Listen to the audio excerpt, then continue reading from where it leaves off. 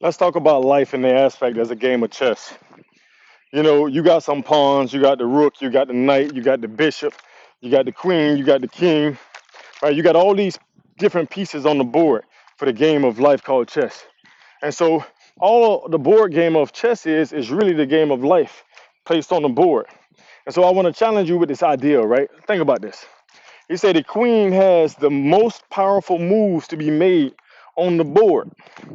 The most powerful moves to be made, but yet the queen can only move when the spaces have been cleared, right? But when the spaces have been cleared and the opportunities have been open and prepared, the queen can take off. She can take off and go literally all across the board at any given time. Has more moves and has far greater moves in one move than any other player on the board. The whole game of chess is to ensure that all players on the board protect the king. Think about that for a second. And so when we look at that in this aspect, right? When the king falls, the kingdom is lost to those who conquered the king. In the game of chess, you know the game is over once they say checkmate.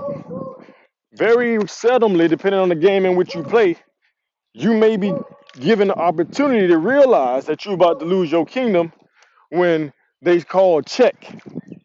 When you hear check, that's your opportunity of assessing and slowing down and looking around and seeing where you can make your move to get your king from a danger zone. And so when we look at this, all the pieces, all the pieces on the board of chess are all after the king. If they're on the opposition team, they all after the king, right? And if they're on the defense team, they all are in support of defending the king while also going after the king on the other board, on the other side of the board.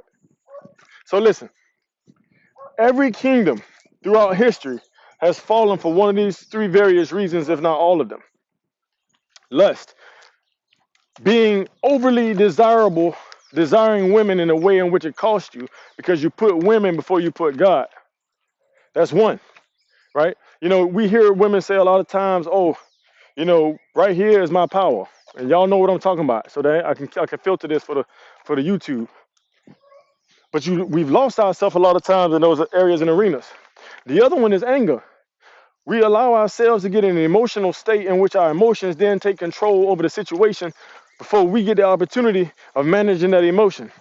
And then the third is greed, or what I would like to say is selfishness. You see, we've been put here for far greater reasons than ourselves. Remember who you are, remember what you're here for, and ride in that.